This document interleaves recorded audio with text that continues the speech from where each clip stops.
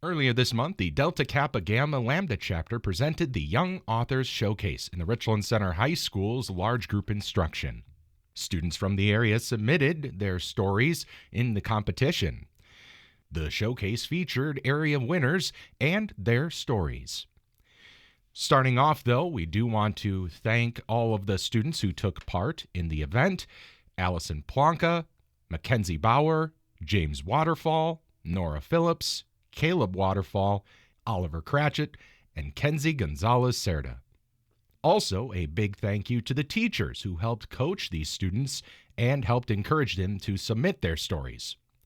Weston School District's Trenton Jennings, Richland School District's Stephanie Joyce, St. Mary of the Assumption Catholic School's Barb Pleiner, Ithaca and Richland School District's Jill Plonka, and Richland School District's Shelley Schrader.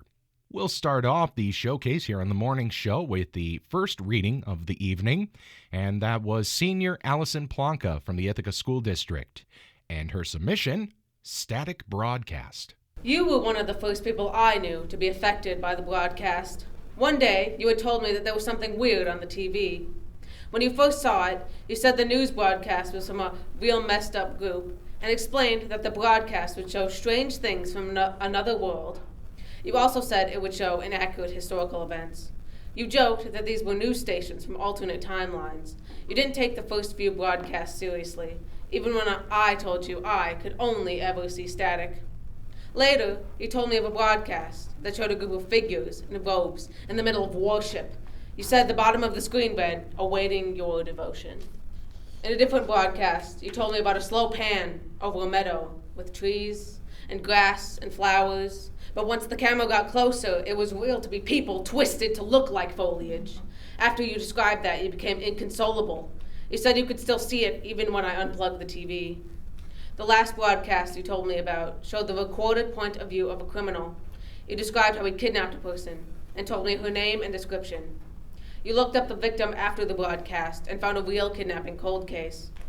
After that, you became obsessed with finding a way to tell if the news broadcast were real in any way, so you would sit in front of the TV for hours watching static.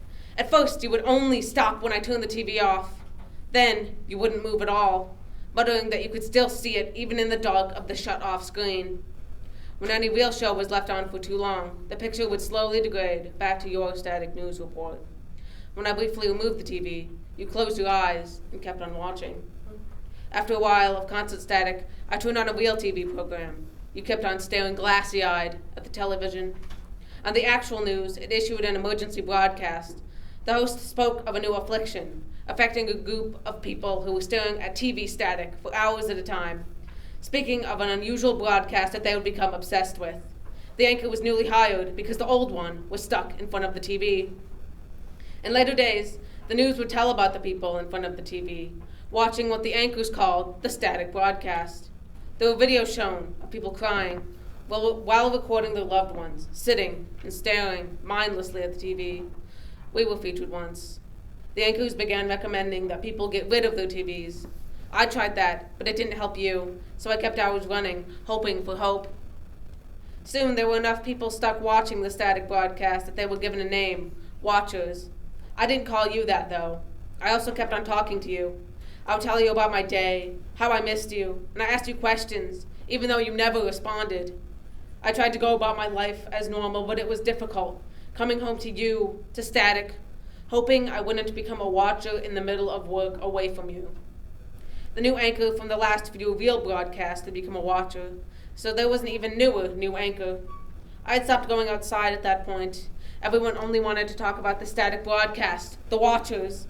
I was giving regular updates to our families about you, reassuring them I wasn't a watcher, not yet, even though I really was watching the news nearly as much as they were.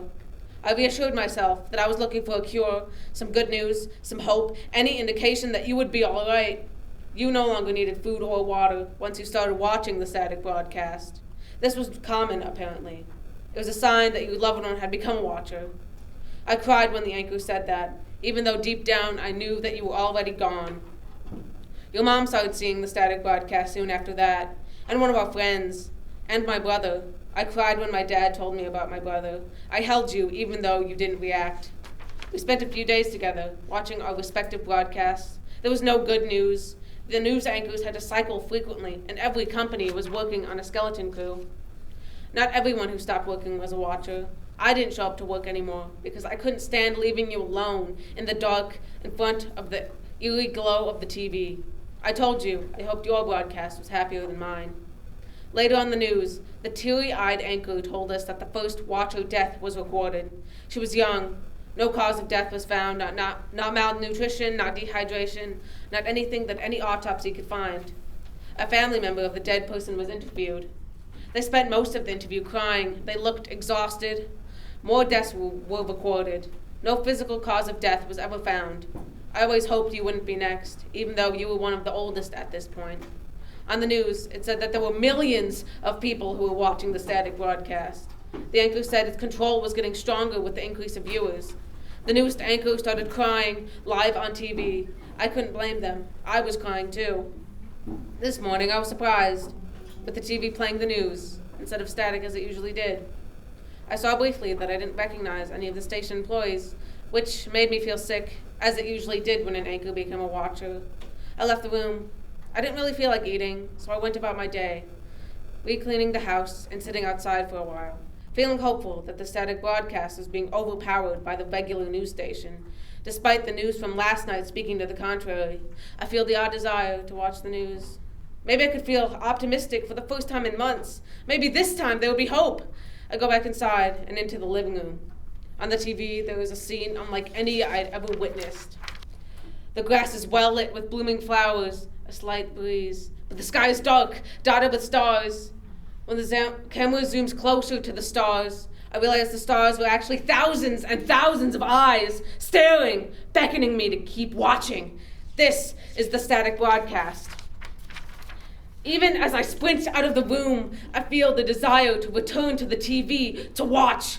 I decide to quickly write something, to explain to our families what happened, what was going to happen. I want to keep watching. I write to my parents, saying that I love them. I write the explanation, even though I should really keep watching. I write to you, saying that I love you, and I write to you saying I am sorry for being unable to cure you, even though I should keep watching. They say I should throw away the TV before it's too late, but I should keep watching. I think after I sign the letter with my hasty signature, I hear your voice coming from the living room. I must keep watching. It sounds a little strange, robotic, muted. I should keep watching. I desperately hope that you have broken from your trance, even though I know that your voice is only coming from the TV. I know I will go into the living room. I know I'll sit down in front of the TV, and I know I will watch and keep watching. Again, that was Allison Plonka, a senior from the Ithaca School District. Following Allison was a sophomore from Weston School District, Mackenzie Bauer, and her submission, You're Next. Everything felt so different, so unimaginable. Emily Winters was missing. My best friend was missing. Jesse, Emily, and I had gone camping the weekend before senior year, making the most of our last summer before college. We fell asleep, everything was fine. The morning we woke up, Emily was nowhere to be found. Everything she brought with her for camping vanished without a trace. How could she go missing with no trace? She's the nicest person ever. Why would someone want to do that to her? Jesse said, sitting at the lunch table. Our table felt so empty without Emily. She could light up a whole room with her laugh and smile. Yeah, the cops don't have any leads. They went through the woods where we were camping. The dogs couldn't even pick up a scent trail. Whoever did this definitely planned this out, I sighed, picking at my lunch. Every look Jesse and I got was sad, sympathetic. Principal Weathers came over the PA. Everyone gathered in the auditorium for an emergency assembly. I looked at Jessie, catching the sneer on her face before it turned sad again. Well, come on, I said, getting up. I threw my uneaten lunch away in the trash, waiting for Jesse so we could walk to the auditorium together. We all know what this assembly was about, Emily. When everyone was in the auditorium, Principal Weathers started talking. As we all know by now, Emily Winters is missing. If you end up seeing Mr. or Mrs. Weathers, please be respectful and mindful of Emily. We are all sending prayers to Winters' family and hope she gets found and returned home safe. This is a tough time right now. Please be compassionate to everyone. Principal Weathers looked at all of us before dismissing us back to class. Each class felt like days. I walked out of the school beside Jessie. I was giving her a ride home. Usually I would give both her and Emily a ride home.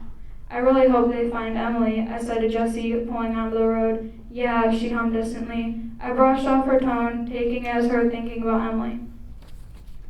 I was scrolling through mine and Emily's texts, reading them, looking for signs of anything or anyone. I don't want to seem paranoid, but have you noticed anything weird about Jessie? I feel like she's paying very close attention to my life and she's asking a lot of questions. I grabbed my journal, needing to express my thoughts. Dear someone, school has been dull, empty of all the life and vibrancy Emily brings with her. Everyone is giving me sympathetic looks, but they just aren't good enough. They cannot bring back the vibrancy Emily carries with her. The cops aren't on any leads or ideas who it could possibly be. It's too soon to point fingers, but I'm determined to find out what happened to my friend. It's amazing how fast everything can happen, really. One night you're laughing with your friend, then the next you're wondering where they've gone. I can't stop thinking about how Emily just disappeared. Everyone liked her. She's the sweetest person. Whoever did it had to have planned this out good, right? Go to bed, Angela. Let the police handle it. I was walking to pre-calc when Angela Roberts, the office, Principal Willer's voice crackled through the loudspeaker. I pushed open the office doors to Jessie and Principal Weathers talking. Oh, Angela, she smiled. Please have a seat next to Jessie. I took a seat, looking at Jessie, confused, but she wouldn't look at me. Jessie came to me with some concerns.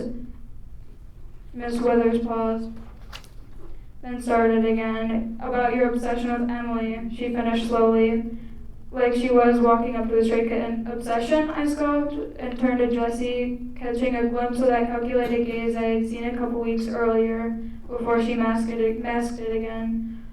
All it is with you, Emily this, Emily that. You don't even ask how I feel about all of this, Jessie exclaimed. I looked at her, really looked at her, that glimpse of calculation in her eyes, the way her jaw set, the smugly furious expression on her face.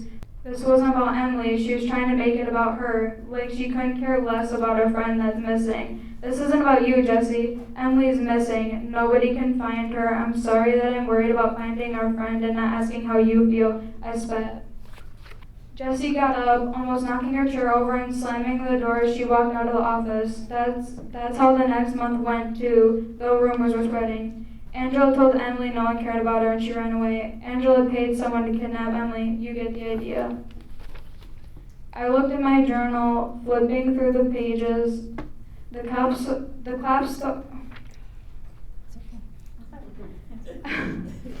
I looked at my journal, flipping through the pages. The cops thought they found a lead, but they didn't. They had found her hat at the campsite, which I thought was suspicious because it had been almost a month since she had been missing. Jessie was pushing me away, spreading rumors about me. I remember my mother telling Jessie and I just a couple of weeks after Emily went missing. At times like this, friends are supposed to stick together. I kept going to school, and everyone now looked at me like I knew something. And I did, just not what they thought. I sat by myself at lunch, didn't talk to anyone. Jessie had convinced everyone that I was crazy and obsessed with Emily. I got questioned by the cops with a lie detector the week after that rumor spread. They were trying to point their fingers at me. I walked up the stairs onto Jessie's porch with sweaty palms and trembling hands. I knocked. What? Jessie called out before opening the door, her sweetly bitter perfume filling my nose. Oh, she said, looking me up and down like it made her eyes hurt. What do you need? She asked bitterly. Can we talk in your room? I asked, watching her brows furrow before she opened the door more, stepping aside more to let me in. I sat on her bed, paying no attention to her room. I was questioned by the police yesterday because of the rumors you've been spreading. I looked at her right in the eye, pure satisfaction shone in them before fiend confusion took over. I'm not spreading rumors about you, Anne, she chirped, her words dripping with fake sweetness. Confusion plastered on her face, creasing her perfect makeup she seemed to perfect from Emily.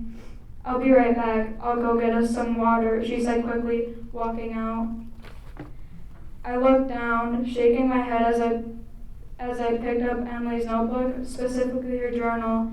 This made no sense. According to Emily, she was the only According to Emily, I was the only one that knew about it. I opened it to the last entry. The writing wasn't as neat as hers usually was, and the entry jumped right into the writing. Well, Angela's asleep now, and Jessie keeps looking at me. The tent feels crammed. I've always had a feeling about Jessie, making snide comments, giving me weird looks, and asking oddly specific questions about Josh, the boy I've been talking to. I don't know, but I have a weird feeling about this camping trip. It was her if anything happens. I looked over at Jessie's dresser. Emily's necklace was on it, the one her mother gave her before passing away. She wouldn't just give that to anyone, especially not Jessie. I grabbed my phone and turned on the recorder, knowing something was up. I sat on Jessie's bed. When she came back, I stood up, Emily's notebook in hand. How did you get this? I waved it in the air in front of her. I took it. She hummed, her voice as sweet as honey. What did you do to Emily? I deadpanned, almost positive it was her now. I did what I had to do, Angela, she screeched, her high-pitched voice booming in the medium-sized room. She was stealing everything from me. She composed herself. I drugged her hot chocolate, and when you two fell asleep, I dragged her into the forest, taking all of her stuff from the campsite, and hid it. Her eyes held a dangerous glint, her mouth formed a devious smirk, her tone menacing. You, what? You're insane. Why would you do that? I'm telling the police, I stammered, disbelief tinting my voice. No one will believe you. I have everyone convinced you're crazy, obsessed with Emily. Her voice was dripping sweetness again, though her facial expression told a different story. I tried to shove past her, but she grabbed my arms firmly. Her wild, angry eyes darted around my face as she leaned in close, whispering menacingly in my ear, her hot breath beating down on my neck like a slit to the throat. Her voice was low, threatening, as it sent chills down my spine. If you tell anyone, you're next. Moving on to grade 7, the next submission was James Waterfall from the Richland School District, and his winning submission, Morty the Moose. In a yard in Cameron, Montana, 2 people had a rare adventure with nature. I was one of those people. I was there with my family to celebrate my grandparents' 50th wedding anniversary. This was a great marking for the current family and for my grandparents, for they had been married for a long time. My cousin Andrew and I were outside playing wiffle ball on a sunny day in early June. We were competing to see who could hit to hit more home runs. Suddenly, we heard my cousin Maddie calling our names. James, Andrew, come inside quick.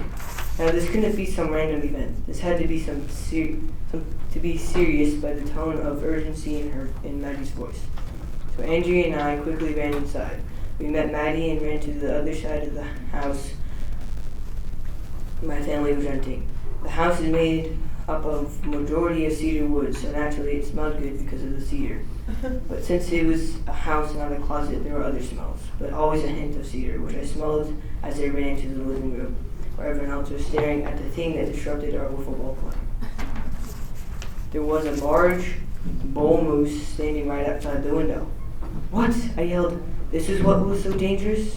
Once the initial shock wore off, I began to notice the different aspects of the moose. First, he was one of the largest animals I had seen in the wild. He was a dark brown color and had some velvet on his antlers because he was in his summer growth period. His Adam's apple hung nice and loosely from his neck as if it was the average moose look. He stood at the bottom of the steps of the deck and was feasting on the leaves of an aspen tree. The moose was very relaxed and did not try to interact with us at all, despite our noise and movement behind the window. The shock was a lot to process after I had been thinking about a lot of things right beforehand. Whoa, I uttered in amazement after I had recovered from my shock. This wasn't what I was expecting at all, but it was still really cool and one of the better things that could have happened. But as I stood there watching, I thought about what could have happened if the moose had come over where we were in the front yard. It could have done some damage to us. We listened to the moose loudly munch on the aspen leaves, even through the glass window. My Aunt Jess explained how he had discovered the moose. My grandpa is a big fly fisher guy. So he was fly fishing in the river nearby and looked over and saw the moose. He then hurried out of the river to get inside and be safe because of what the moose could do to a 72-year-old. He proceeded to tell Maddie to go and warn us and to get us inside because an angry moose can be very dangerous. When the moose finished feasting on the poor young trees leaves, he headed toward the river. The river is about 75 meters away from the house and has a strong current, but he started to walk across the river like it was nothing. For a normal person, it probably would have swept them away and would be in a bad position.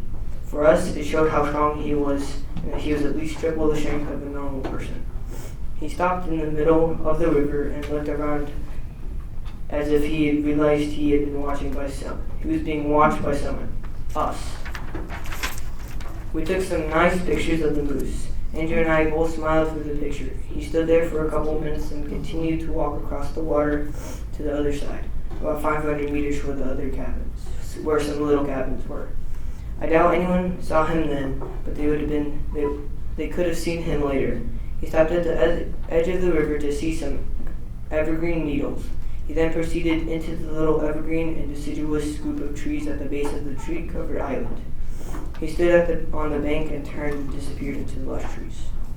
Following James's story of Morty the Moose was grade 6's Nora Phillips from the Richland School District and her story, The Non-Thought Wish. Ever since kindergarten, Sally had been a perfectionist and was bullied a lot by a kid her age named Cassie. And she never had the guts to tell anyone but Adam. And this is Adam. He's a conspiracy theorist. He's Sally's bestest friend, and only. They were inseparable. Hey, dude. Hi. How are you holding up? Well enough. Well enough? Are you feeling okay? Yeah, second grade just hit me like a basketball. You're not even into sports. All right, I'll go. Okay, bye. Adam, you dropped something. And she put the paper in her pocket to later give to Adam. Later in Miss Amy's class, she tried her best not to snoop in Adam's things, but she couldn't stop thinking about the paper. And though she knew it wasn't the best decision, she took it out of her pocket and looked at it. This could be it. Huh? I could wish for it to be over. Second grade? No. Wait, you wanted to... No, definitely not. That's just how she treats me. She pokes fun at me all the time. You know it's a problem. Right, that. Sorry, I forgot how much that bugs you. No, it's fine. But maybe this could solve it. You know how many times I was wrong on my theories.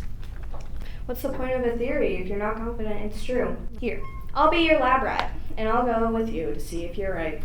Okay, deal. How's about after school? Alright, I'll see what I can do. At the agreed time, Sally walked down to the park. She felt excited for once. Hopeful. You seem really excited. I am. This will change everything. Am I looking at that correctly? Oh yeah, that's not normal. Sally gingerly turned on the lamp, preparing for the worst. Finally. Alright, kid, you got a wish? And make it snappy. I have to pick up my kid from daycare. Okay, wow, this is moving quickly. The thing that's been on my mind, even since kindergarten, I wished for a perfect life. More specifically, this girl, Cassie, is basically targeting me. She points out every mistake I make solely because I don't have the guts to tell a teacher like everyone else. What's your name? Sally Orchard. Let me tell you something, Sally. I hate to break it to you, but you're here for basically nothing. You just have to gather up the courage to either tell a trusted adult or stand up for yourself. I'm a wise, ancient spirit, and the fact I have to tell you this is almost funny. And I laughed at dad jokes, mind you. I was right. And I hate to pour salt in the wound, but nothing is perfect. Walking home, Sally felt like an idiot for a while, but she planned to stand up for herself. She felt confident. By the time she got to school, her stomach was in complete knots. She barely speaked at all, just to keep herself from throwing up. But this feeling was most evident at what used to be her least favorite part of school, recess. What's up, fart face? Oh, could you knock it off? Whoa, Nancy, take it easy. I won't bite. Oh, don't worry. I know you're all bark. I'm going to play along with your script one last time and give you a chance to apologize. If you do, I can just forget about all of this. I will not tolerate this. Fine. All second grade students, due to inclement weather, recess has been ended early. Please head indoors. Did you hear that story about the skunk? No. Never mind. It stinks. Next came Caleb Waterfall from the Richland School District in grade 5 with his story, The Gateway Stone. The praying mantis patiently waited as a cricket hopped through the grass, but unlike most mantises, it did not pounce, humming quietly. Wait, humming? Bugs don't hum. Whatever this is, it is not a praying mantis, or any other bug for that matter. Phineas stood up. He peered closer at the obscure object. It was the same color as any other praying mantis, but its eyes sparkled. Besides that, it looked almost exactly like any other praying mantis Phineas had seen. The mantis stayed in the same position until Phineas came close enough for it to see him. Then it hopped toward the forest. After not that long, the mantis reached the woods. Phineas was hesitant to follow the bug into the trees because his parents had forbidden him to go into them. But his curiosity overpowered his common sense, and he followed it anyway. Once he had entered the forest, it was harder for Phineas to see the mantis, but he could still see it well enough to not get lost. After a while, Phineas and the mantis arrived at the mouth of a cave. Phineas looked at the mantis for any further instruction, but had left him alone in front of a cave with the sun setting. Phineas's judgment told him not to go into the cave, but his interest took over, and he stepped into the cavern. As soon as the light behind him faded, he was overtook by wonder. The walls were covered with a type of fluorescent lichen that glowed. While he gaped at the gleaming moss, a large thunderstorm rolled in. The lightning and pouring rain barred the way home. While I'm here, I might as well look around, thought Phineas. He began to walk the perimeter of the cave. When he was about to walk back to where he had entered the grotto, he stumbled over a large stone. As curious as ever, he leaned over it to get a better look. It appeared to be covering something. Phineas hefted it to the side. Underneath was an old oak trapdoor leading to who knows where. Phineas opened the trapdoor. Below it was a long tunnel that led into the darkness. Attached to the side of the tunnel was a ladder. Phineas decided to go down it.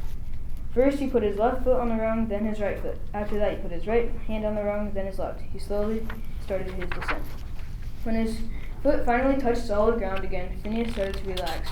He looked around and saw a small door to his left. He went inside and found a large room. In the center of the room there was a pedestal. Resting on the pedestal was a small, smooth blue stone. A plaque below stated, "Here lies the gateway stone. May good luck be bestowed upon whoever lays their hands on it." Phineas looked around the rest of the room, but found no further evidence of what the so-called gateway stone may be.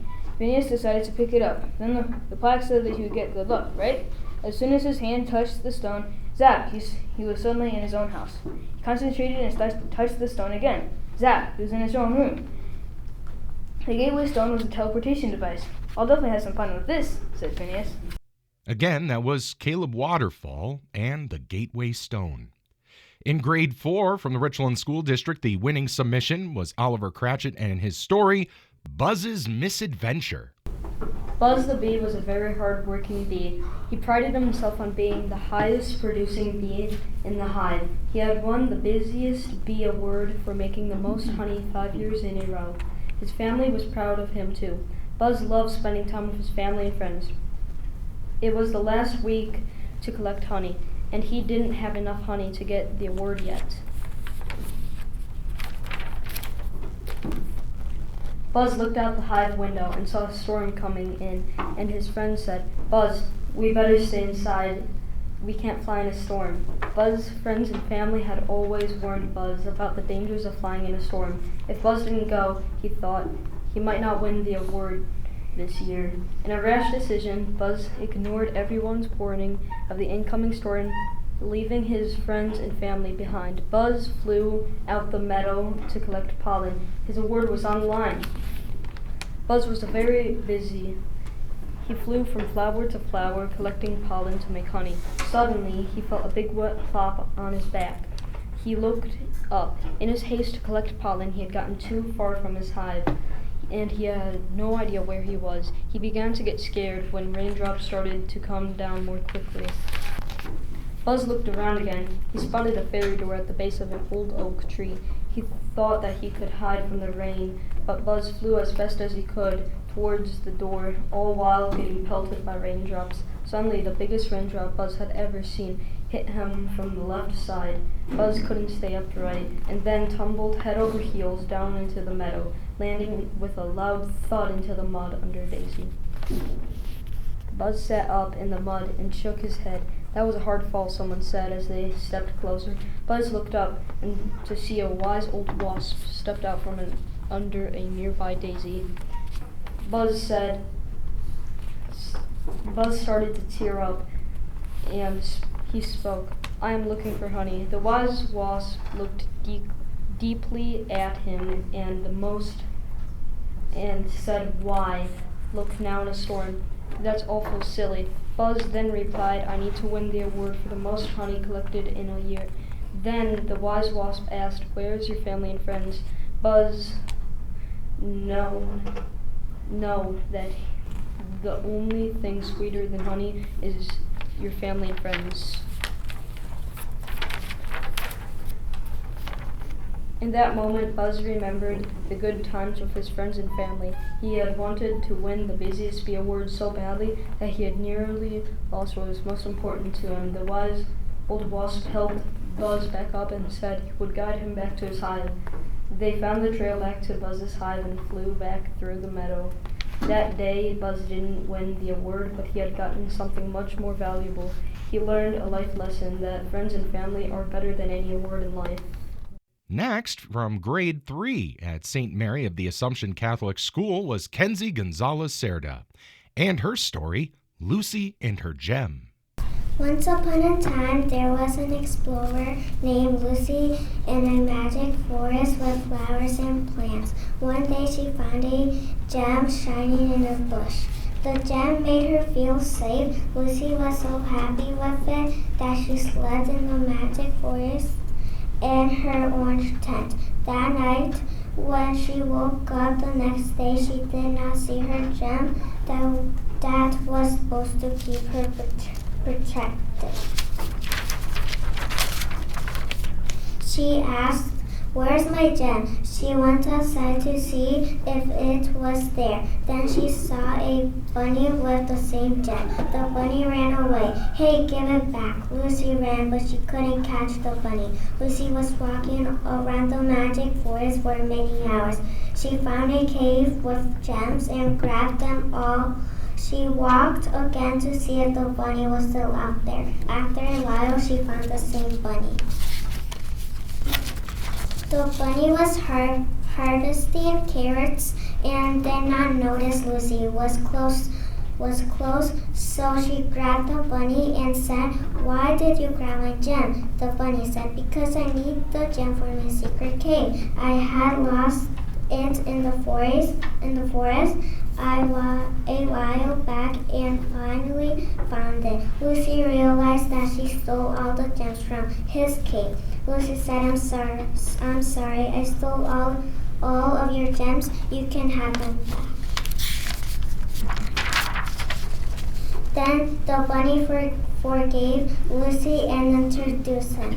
"My name is Jimmy, and I accept your apology. Would you like to come over to my cave and enjoy a carrot cake?" Lucy replied, "Of course, I would love to. I always thought that I needed the gem to feel safe and not lonely, but now I have you." After some time, they become good friends. They both understood that true friendship is more valuable than any gem. The end. Once again, that was the winning submissions from Delta Kappa Gamma Lambda Chapter's Young Authors Showcase. A big thank you to all of them for letting us be there and to record those stories and share them with you this morning on The Morning Show. I'm Bo Henricks.